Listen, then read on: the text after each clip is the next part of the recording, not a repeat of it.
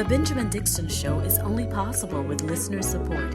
Go to www.thebenjamindixonshow.com to register for our blog and join the Progressive Army.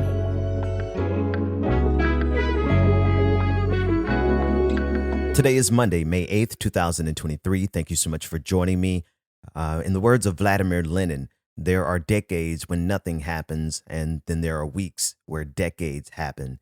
And last week was that type of week, not only when it comes to the amount of mass shootings in this country, in the United States of America. And trigger warning, this first story is extremely disturbing because of the descriptions of what happened in Texas.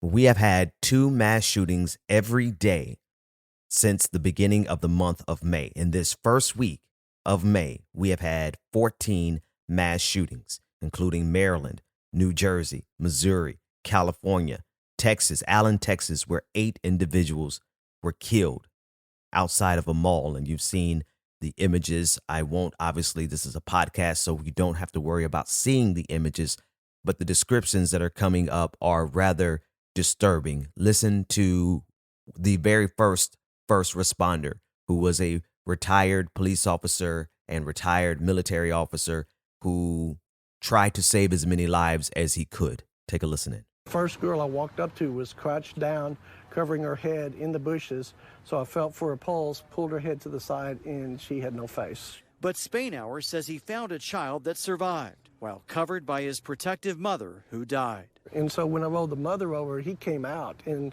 I asked him, "Are you okay?" And he said, "My mom is hurt. My mom's hurt." So rather than traumatize him anymore, I put him around the corner, set him down. He was covered from head to toe like somebody had poured blood on him.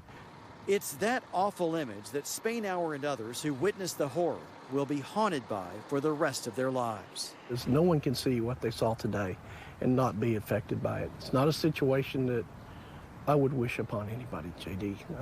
It's just unfathomable to see the carnage. It's tough when you see a family that's out shopping, having fun, get wiped off the face of the earth because somebody with a gun has some other type. That took place Saturday in Allen, Texas. 8 people were killed, including a 5-year-old. The culprit, the shooter's name is Mauricio Garcia, who has ties with neo-Nazis, but for conservatives, because his name sounds ethnic, Mauricio Garcia, they are saying that he couldn't possibly be a white supremacist because he has a name that sounds like he's Hispanic. And as we all know, Hispanics can't possibly be white supremacists. Nick Fuentes of America First, he would like a word. Nick Fuentes, who is eagerly trying to push a second civil war, he would like a word. Nick Fuentes, who actually drives the kind of stochastic terrorism that's necessary, right? Here is a Hispanic fella who loves doing the bidding of white supremacy. So let's not pretend as though American white supremacy and American fascism is not diverse.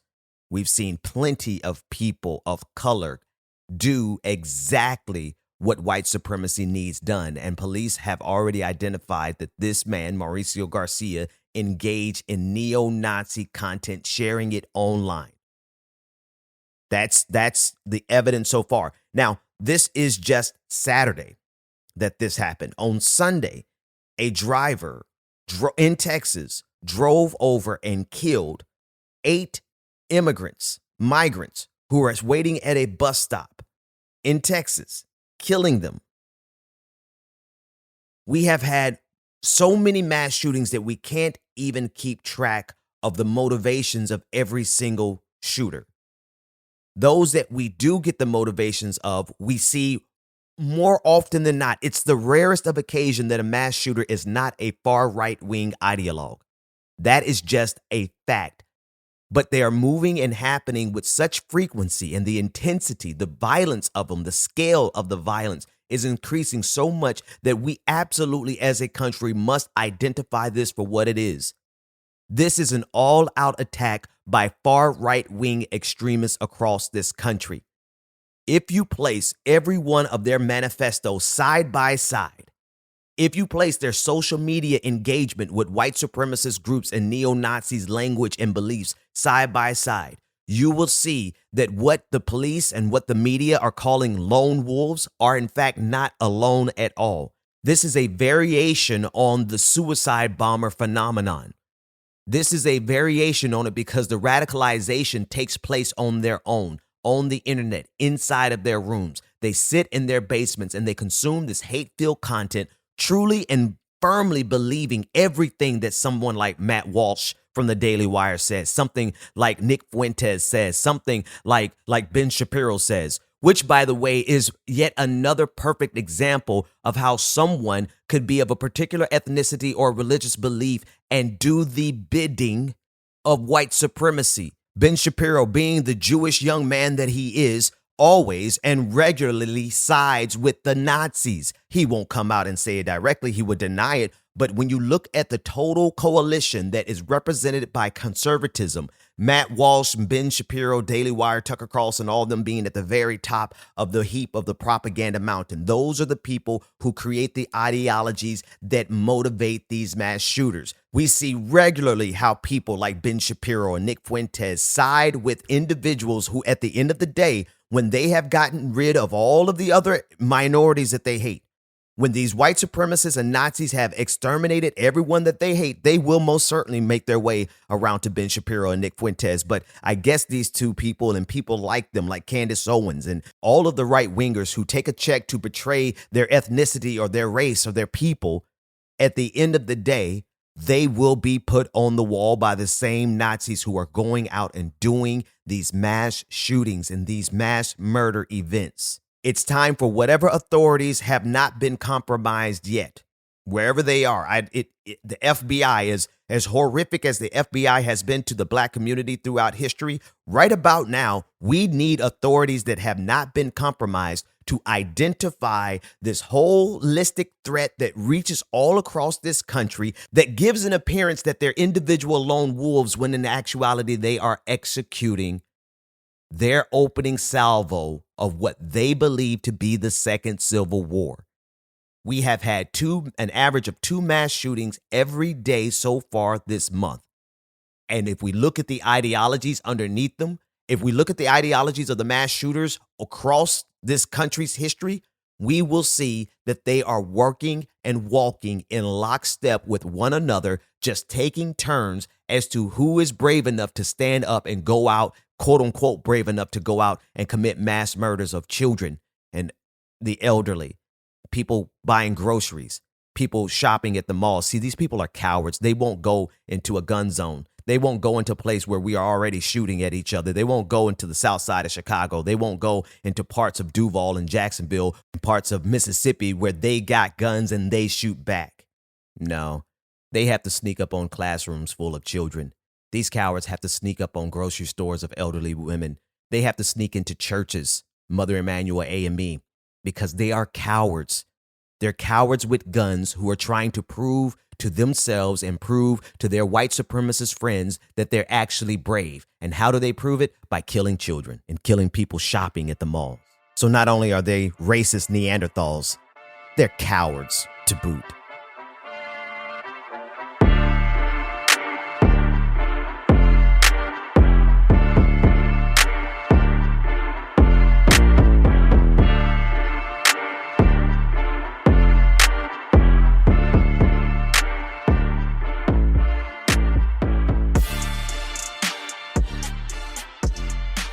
As happens with these shootings, it almost immediately turns to the political conversation about gun reforms.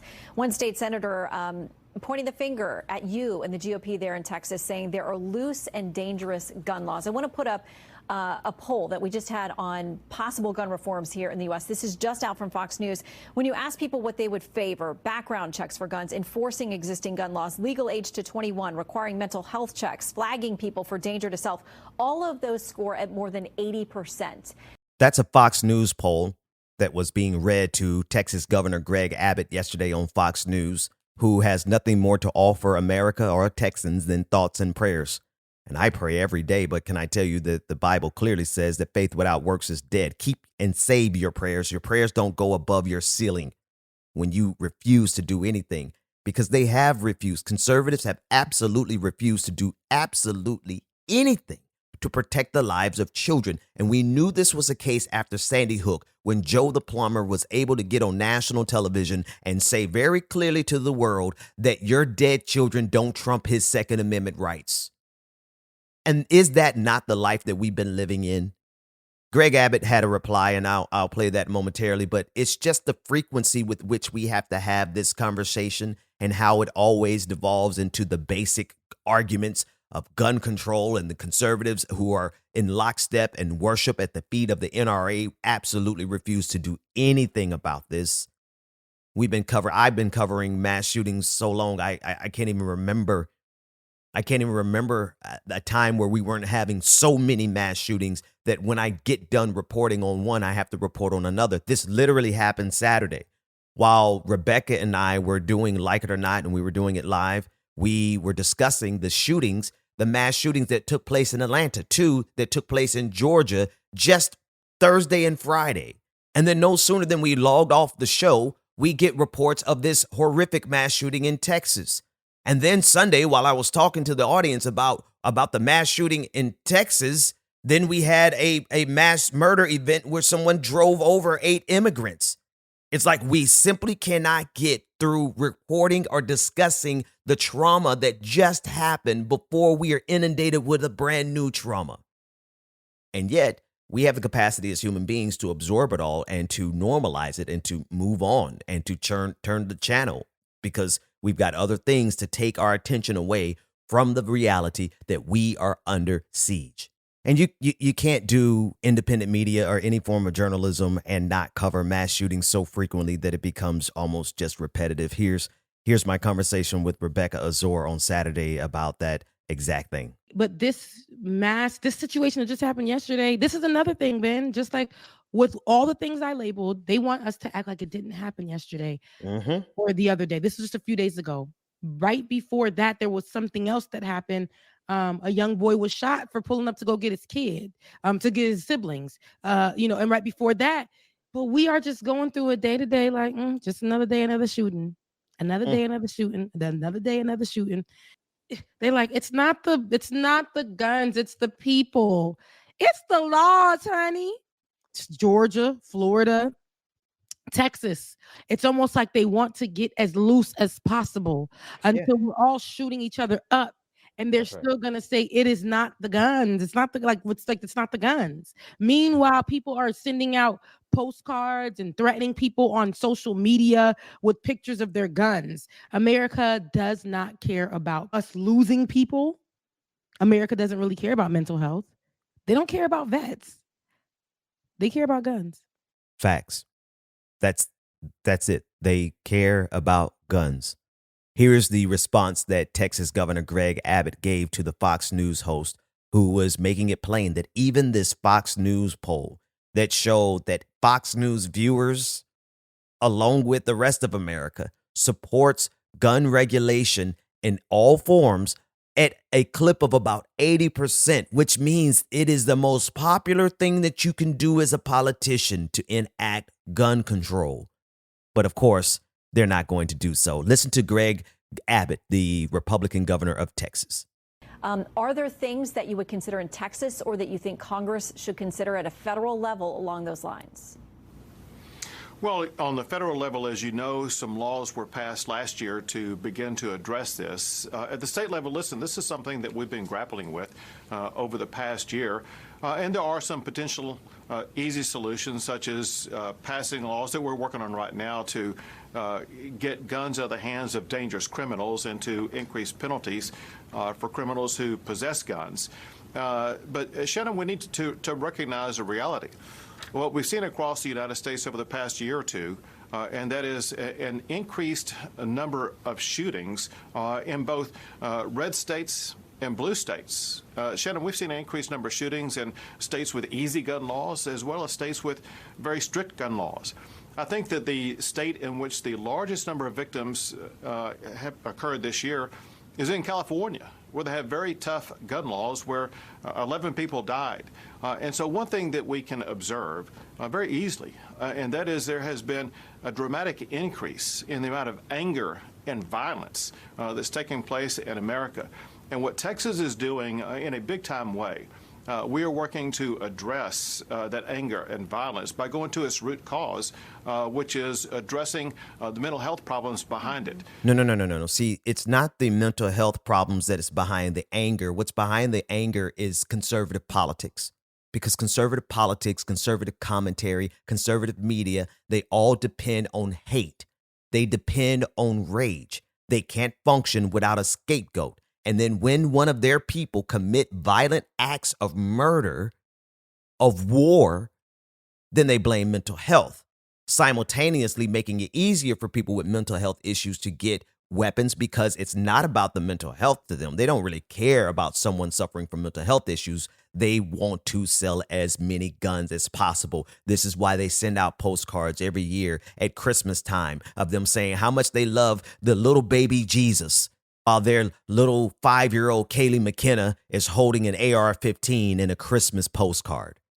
The absurdity of it all. We are living by the sword in this country, and we are dying by the sword in this country. And underneath the routine mass shootings that we see every day, now twice a day, there is an interconnected web of far right-wing ideologies that drive the anger and the violence. Go to www.patreon.com/The BPD Show and get twice the content and unfiltered interviews without any of the commercial interruptions. Here we go. Very special welcome to our newest patron. Shout out to Snowman. Thank you so much for becoming a patron.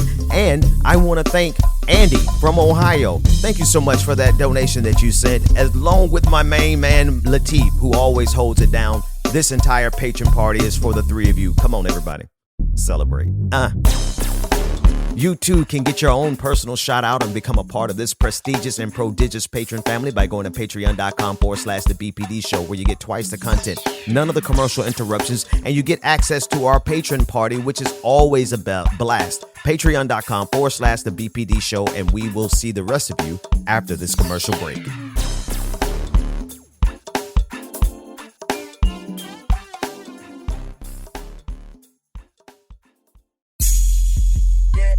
Welcome back to The Benjamin Dixon Show.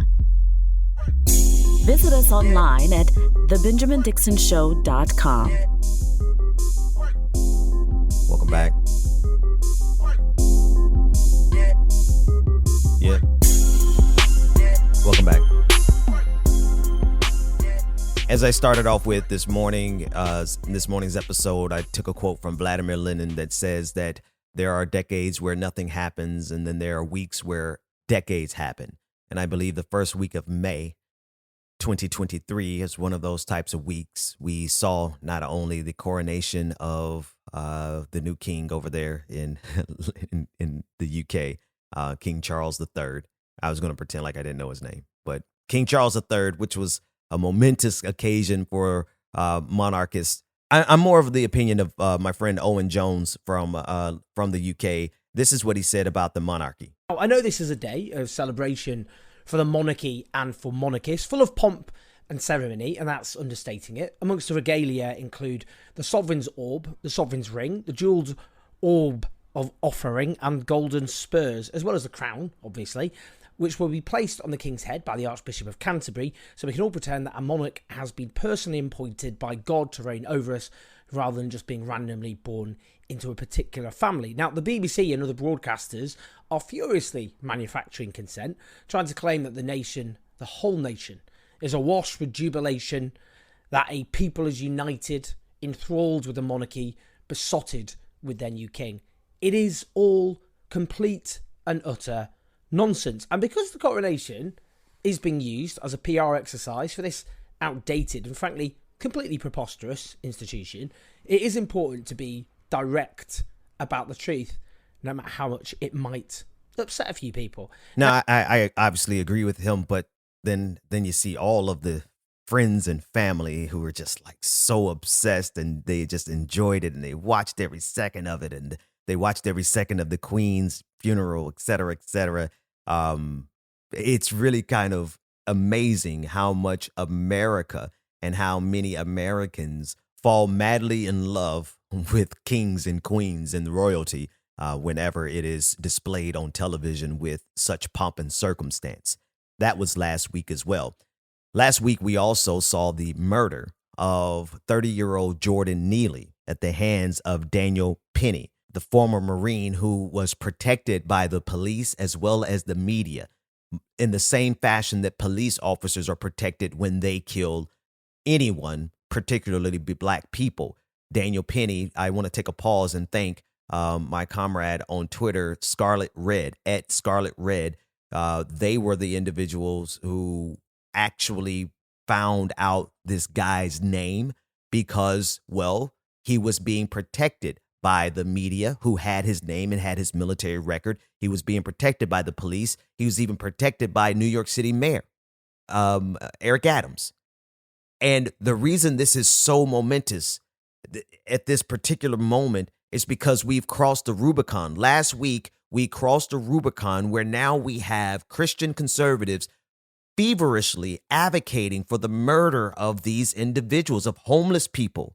Like they have to find a way to justify the killing of this Black man by this white former Marine, and they have now crossed over into completely rejecting Matthew 25, where Jesus said that when I was hungry, you fed me. Not this batch of evangelical Christians, these white Christians. No. They are now violently advocating for this type of behavior, justifying it. And so we have crossed the threshold where there's no need for conservative Christians to even pretend as though they are loving Christians when they are actively allowing their racism to just completely obliterate any remnant of doing anything that Jesus actually told them to do. We crossed that Rubicon this week as well. In addition to all of the mass shootings that we saw that happened last week, in addition to the extremely significant convictions that the Department of Justice was able to secure in regards to the January 6th insurrectionists, the conviction of Proud Boys leader and all of these militia groups. This is last week was a flashpoint for American history as well as global history. And the enemies of the people of good faith, those of us who are doing our best to live in peace and in coexistence, the enemies of good faith, they have mastered the art of overwhelming us with so much, with so many tragedies, so many historical moments happening week after week, compounded by the violence, compounded by the hate. They really count on us just throwing in the towel. Not today.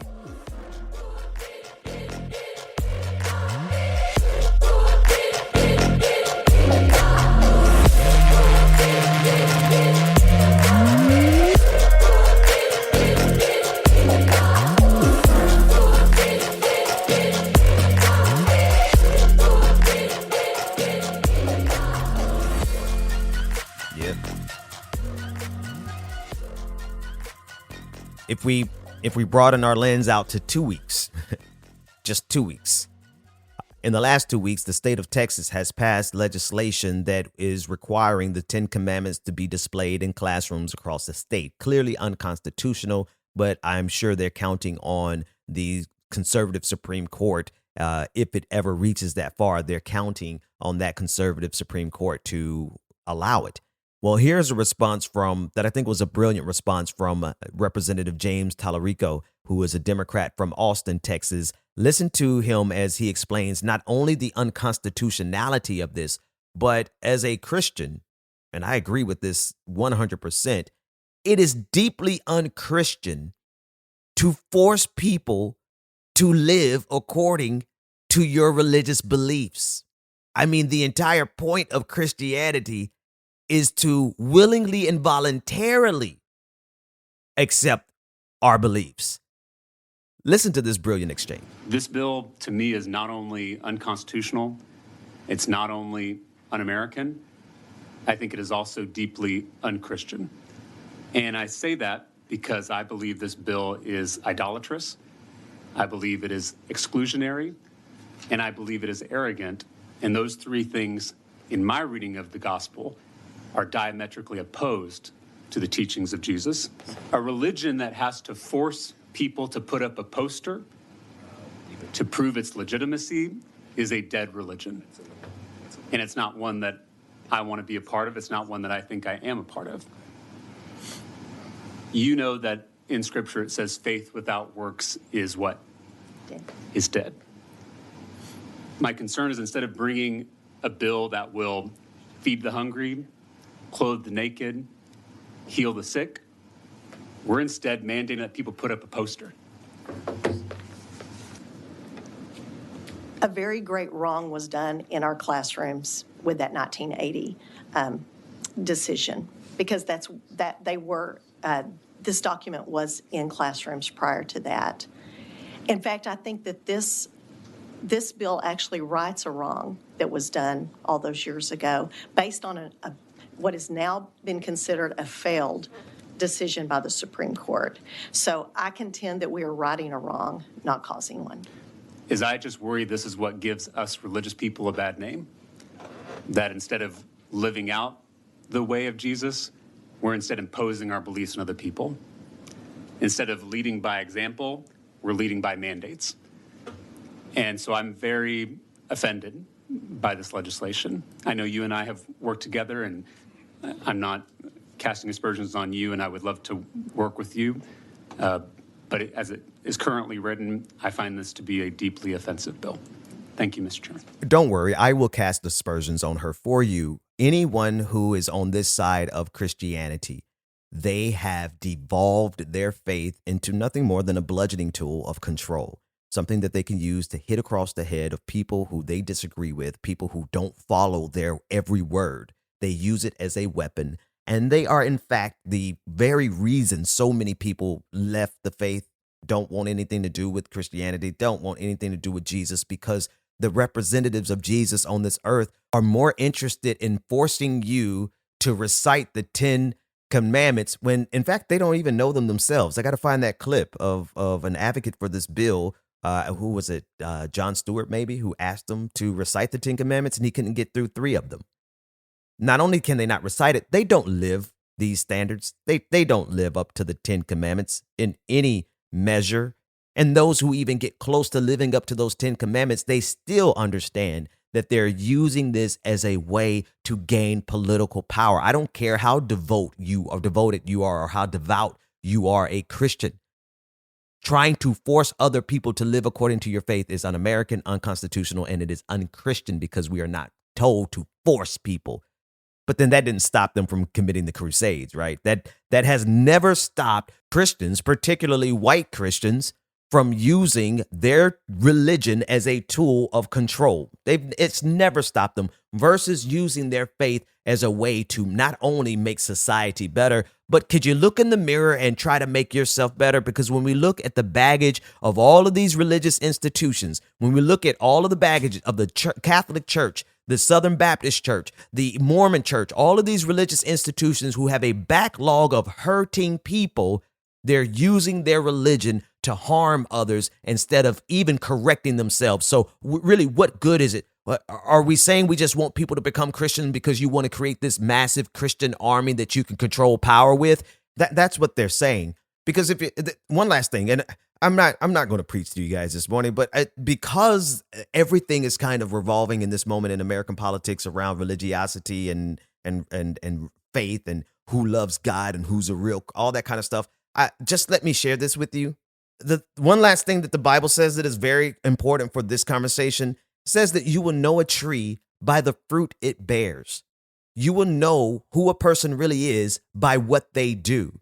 And I don't care who calls themselves a Christian. When you see them out there engaging in the most vitriolic, hate-filled bigotry, ostracizing groups, oppressing groups, outright lying, the amount of lying that goes on out of the mouths of white evangelicals, particularly in the political spaces, people who claim to love Jesus, they are engaged in the highest level of gaslighting, propaganda, and lying. So if we look at the fruits that these monsters are bearing, they're nothing like Christ.